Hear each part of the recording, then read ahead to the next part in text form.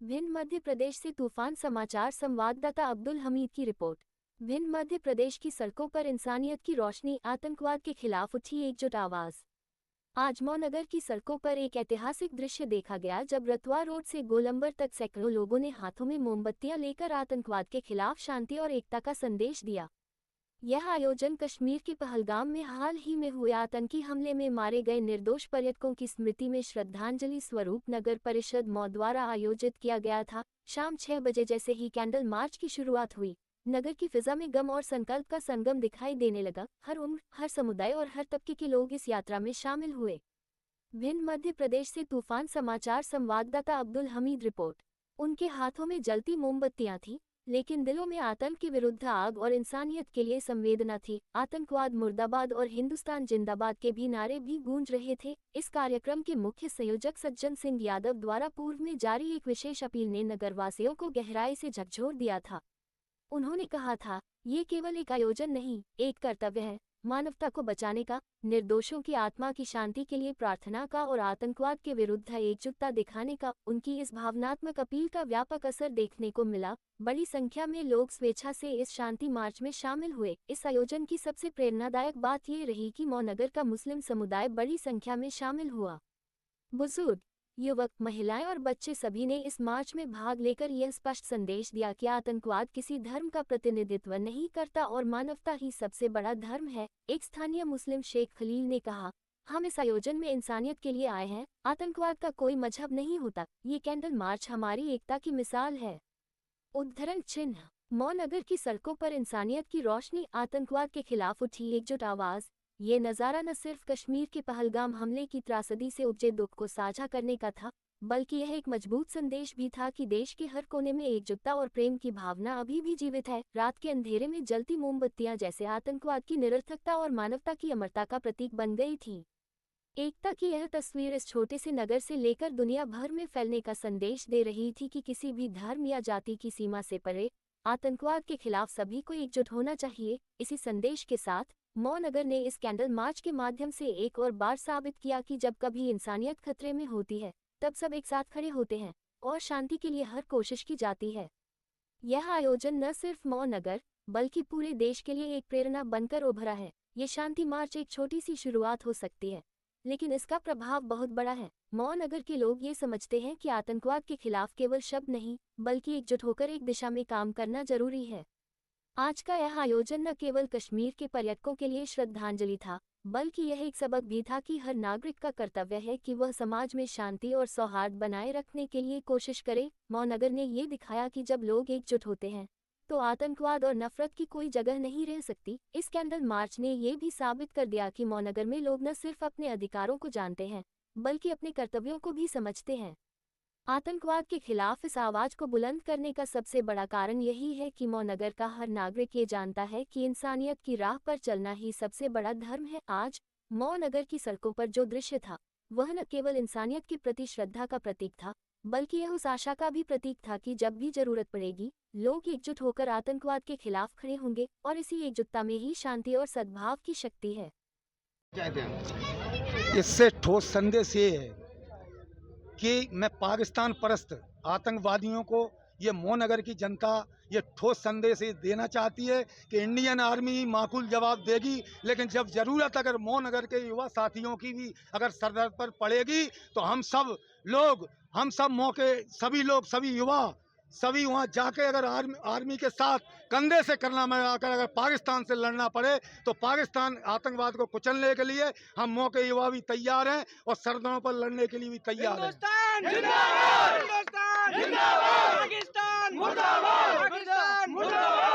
आखिरी सवाल सर, क्या आपको लगता है कि आतंकी घटनाओं के पीछे सिर्फ बॉर्डर पार की ताकतें जिम्मेदार हैं या हमारी आंतरिक सुरक्षा भी कमजोर है? देखो, कहीं ना कहीं जो बाहर के जो आतंकवादी हैं पाकिस्तान आए थे, कहीं ना कहीं उनके स्लीपर सेल्स होते हैं। आप समझ सकते हो स्लीपर सेल्स किससे बोलते हैं। हमारे देश में ही कुछ ऐसे पाक परस्त लोग हैं जो कहीं ना कहीं उन जो बाहरी जो पाकिस्तान से भेजे हुए आतंकवादी हैं, उनकी स्लीपर सेल का काम करते हैं। ऐसे पाकिस्तान परस्त जो हमारे सरजमीन पर हैं उनका भी सीना कुचलने का काम हिंदुस्तान की आर्मी करेगी। आज मोहनगर में जो रैली निकाली गई और पहलगांव में जो आतंकी हमला हुआ है उसमें भारतीय सेनानियों को मारा गया है, बता मुस्लिम संप्रदाय की ओर से आप आते हैं जी, मीडिया के माध्यम से क्या संदेश देना चाहते हैं? जी, मैं आपके चैनल के माध्यम से पूरे भारत को एक छोटे से नगर कस्बा मौत से ये संदेश देना चाहता हूँ कि जिस तरीके से वीर अब्दुल हमीद ने अपने ऊपर बमों को बांधकर पाकिस्तान के जो टैंक उड़ाए थे, अगर वक्त आएगा और इंडियन आर्मी को या देश की सरकार को मुस्लिम समुदाय की ज़रूरत पड़ेगी तो आज भी ये मुस्लिम सीना ठोक कर अपने जिस्म पर एटम बम बांधकर उस पाकिस्तान को मिटाने के लिए तैयार है। दूसरी बात ये है कि अगर आप ये देखें तो सोशल मीडिया के ज़रिए से खबर आती है जिसमें नाम आता है सैयद आदिल हुसैन साहब, जिन्होंने उन आतंकवादियों की राइफ़ल छीनी और उन पर हमले किए। उनके सीने पर 2 गोली लगी, 3 गोली लगी और वो इस दुनिया से शहीद हो गए। और वो ही अकेले कमाने वाले थे पूरे परिवार के अंदर, जिन्होंने अपने देश के लिए कुर्बानी दे दी। जिस तरीके से सैयद आदिल हुसैन ने अपने भारत के लिए ये जान दी है, मुसलमान का बच्चा बच्चा हिंदुस्तान का है और हिंदुस्तान के हर मौके पर और हर काम पर और जब भी जरूरत पड़ेगी देश को, मुसलमान हर वक्त अपनी जान देने के लिए तैयार है। मैं ये संदेश पूरे हिंदुस्तान को देना चाहता हूँ। जी देखिए, मैं जहाँ से खड़े होकर बात रख रहा हूँ, जिस कस्बे से खड़े होकर बात रख रहा हूँ, उस कस्बे में हम लोग एक साहित्य की एक संस्था चलाते हैं जिसका नाम है हिंदी उर्दू साहित्य संगम मंच। और मुझे लगता है कि मैं उसका एक जिम्मेदार नागरिक होने के नाते अपनी बात रख रहा हूँ। आप कह रहे हैं कि किस प्रकार से हमको झकझोरा है। कोई साहित्यकार जीता है तो पल में जीता है, वो क्षण में जीता है। उसको देश के हर तिनके से, पहाड़ से, पर्वत से, चींटी से, हाथी से, हर चीज़ से लगाव होता है। और मुझे लगता है कि जो प्रत्येक साहित्यकार को लगाव होता है उसी प्रकार मुझे भी लगाव है। और देश के जो आम व्यक्ति को कहीं ना कहीं इससे क्षति पहुंची, उनका हृदय विक्षिप्त हुआ है, उसी तरीके से मेरा भी हृदय विक्षिप्त हुआ है। पहली बात। एक सवाल और सर, क्या आपको लगता है आतंकी घटनाओं के पीछे सिर्फ बॉर्डर पार की ताकतें जिम्मेदार हैं या हमारी अंतरिक्ष सुरक्षा भी कमजोर है? 2 चीज़ें हैं। एक बात तो आप जो कह रहे हैं कि बाहरी लोग क्या कर रहे हैं, बाहरी लोग क्या नहीं कर रहे हैं, हम तमाम लोग जोश में आकर तमाम बातें कह सकते हैं, लेकिन हमें यह भी देखना होगा कि हमारे यहाँ लोग कैसे हैं, वो उनको आतंकवाद को पनाह दे रहे हैं कि नहीं दे रहे हैं, या उन पर ज़बरदस्ती ये चीज़ें थोपी जा रही हैं। इस चीज़ को भी हमें कहीं ना कहीं देखना जाए। डॉक्टर राहत इंदौरी ने कहा कि हम वतन हैं, इन्हें बेसूद न समझा जाए। जो नैरेटिव एक खास विचारधारा इस देश में एक नैरेटिव फैलाना चाह रही है कि हम वतन हैं, इन्हें बेसूद न समझा जाए, प्यार के फूलों को बारूद न समझा जाए, और जो है मुजरिम उन्हें फांसी पर चढ़ा दो, लेकिन हर मुसलमान को दाऊद न समझा जाए। जो कश्मीर के वहाँ के जो मुसलमान हैं, जो वहाँ के रहने वाले लोग हैं, उन्होंने इस चीज़ की कड़ी मजम्मत की है अपने शब्दों में कि यहाँ जो भी हुआ है वो गलत हुआ है। और यहाँ देश का हर आम जो व्यक्ति है, चाहे वो किसी भी मजहब का मानने वाला हो, वो इस चीज़ की कड़ी मजम्मत करता है। और मैं अपने मंच की ओर से इस घटना की कड़ी मजम्मत करता हूं। और मैं ये सवाल भी करना चाहता हूं भारत सरकार से, जो 2013 में भारत के प्रधानमंत्री नरेंद्र दामोदर मोदी जो ये कहते थे कि क्या कर रही है हमारी सेना, आज तो देश की अर्थव्यवस्था का एक बड़ा भाग सेना को जा रहा है, तब आज हमारी सेना क्या कर रही है, क्या नहीं कर पा रही है। सर्वदलीय मीटिंग हुई थी कल, हमारे 24 तारीख को जो सर्वदलीय मीटिंग हुई है उसमें देश की सभी पार्टियों के लीडरान गए थे, उन्होंने अपनी बात रखी है। तो उसमें अमित शाह ने इस बात को स्वीकारा है कि हमसे चूक हुई है, और इस बात को स्वीकारना चाहिए। और देश की तमाम पार्टियां, चाहे वो लेफ्ट की पार्टियां हो, चाहे अम्बेडकरवादी पार्टियां हो, चाहे वो राइटिस्ट पार्टियां हो, हम तमाम लोग देश के साथ आज खड़े हैं और पुरजोर तरीके से खड़े हैं। मैं ये बात कहना चाहता हूँ। आखिरी सवाल, आपके हिसाब से इस तरह की घटनाओं को रोकने के लिए सरकार को क्या करना चाहिए, और ये जो एक मैसेज पूरे देश के अंदर क्रिएट किया जा रहा है हिंदू मुस्लिम का इस मामले को लेकर, इसे रोकने के लिए क्या करना चाहिए?